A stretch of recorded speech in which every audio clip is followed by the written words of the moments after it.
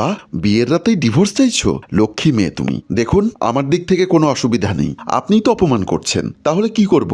নিজের হাইটটা তো দেখবা। অনেক চেষ্টা করেছি বিয়ে আটকাতে, পারিনি। যদি আমার বয়ফ্রেন্ড থাকতো অবশ্যই পালিয়ে যেতাম। আপনার গার্লফ্রেন্ড ছিল না? ছিল, ইভেন এখনো আছে। পুরো ক্যাটরিনা কাইফের মতো দেখতে, হাইট 5 ফুট 5।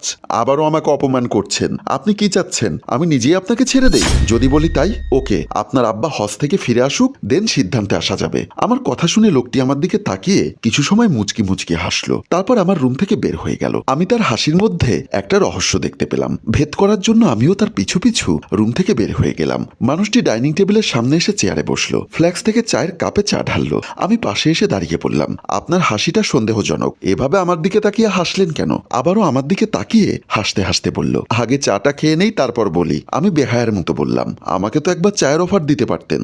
বুঝতে পেরেছি, আস্তে আস্তে লাইনে এসেছো। মানে আমি কি এত সময় বেলাইনে ছিলাম? ওই যে প্রথমেই বললাম আমি ডিফেন্সে চাকরি করি, উঁচু লম্বা, দেখতেও মোটামুটি সুন্দর, আমাকে তো তোমার ভালো লাগতেই পারে। না, আপনাকে আমার ভালো লাগেনি। আপনি একবার ভেবে দেখুন, আপনার পাশে দাঁড়ালে আমাকে কতটুকু লাগে। রাস্তায় কখনো একসাথে হাঁটতে পারবো না, আপনাকে জড়িয়ে ধরে কিছু করতে পারবো না। তিনি বসা থেকে উঠে দাঁড়িয়ে আমার মাথার সামনে মাথা নিচু করে বলল, আমি প্রতিদিন এমন নিচু হয়ে দাঁড়াবো, তারপর তুমি আমাকে কিস করবে। আমি তার কথা শুনে অবাক হয়ে তার দিকে তাকিয়ে রইলাম। তিনি আমাকে কিছু বুঝতে না দিয়েই আমাকে কোলে তুলে নিল। আমি তো অবাক। আমাকে নিয়ে বেডরুমের ভেতরে প্রবেশ করলো, বিছানার কাছে এসে কোল থেকে নামিয়ে বলল, তোমার ভাবি আমাকে সবকিছু বলেছে, তুমি কেন আমাকে পছন্দ করো না। আর তোমার মনে একটা প্রশ্ন হয়তো ঘুরপাক খাচ্ছে, তোমার মতো একটা শর্ট মেয়েকে কেন আমি বিয়ে করলাম। কারণটা হলো এভাবে তোমাকে কোলে নিয়ে আদর করব, বেশি ঝগড়া করলে তুলে আছাড় মারবো। আমি তার মুখে এমন কথা শুনে না হেসে পারলাম না, তাকে শক্ত করে জড়িয়ে ধরলাম। তারপর জানতে চাইলাম, আপনি তো চাইলেই উঁচু লম্বা মেয়ে বিয়ে করতে পারতেন, আমাকে কেন বিয়ে করলেন?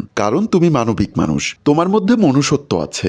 যে মানুষ মানুষের বিপদ দেখে এগিয়ে আসে, স্বার্থ ছাড়া নিজের রক্তদান করে, সে তো মহৎ। এমন একজন মহৎ মানুষকে আমি সারা জীবন ধরে খুঁজছি। তুমি হলে সেই মানুষ যাকে আমি খুঁজে পেয়েছি। সে লম্বা কিংবা খাটো এটা কোনো ব্যাপার না, সে যে ভালো মানুষ সেটাই হলো আসল ব্যাপার। বলেই আমাকে শক্ত করে জড়িয়ে ধরলো। আমিও তার বুকের সাথে মিশে গেলাম। খুশিতে আমার চোখের কোণে পানি জমা হলো। প্রিয় ভিউয়ার্স, সত্যিকারের ভালোবাসা বুঝি এমনই হয়, প্রশান্তিতে বুকটা ভরিয়ে দেয়। ভালোবাসার মানুষের ছোঁয়ায় হৃদয় জুড়ে সুখের বাতাস বহে। আজ বুঝতে পেরেছি ভালো কাজের প্রতিদান সবসময় ভালোই হয়। গল্পটি ভালো লাগলে লাইক, কমেন্ট ও শেয়ার করুন। গল্পটির রচনা ও পরিচালনায় ফেরদৌস অপু, প্রযোজনায় মঞ্জুর মোর্শেদ, ক্যামেরায় শিহাব।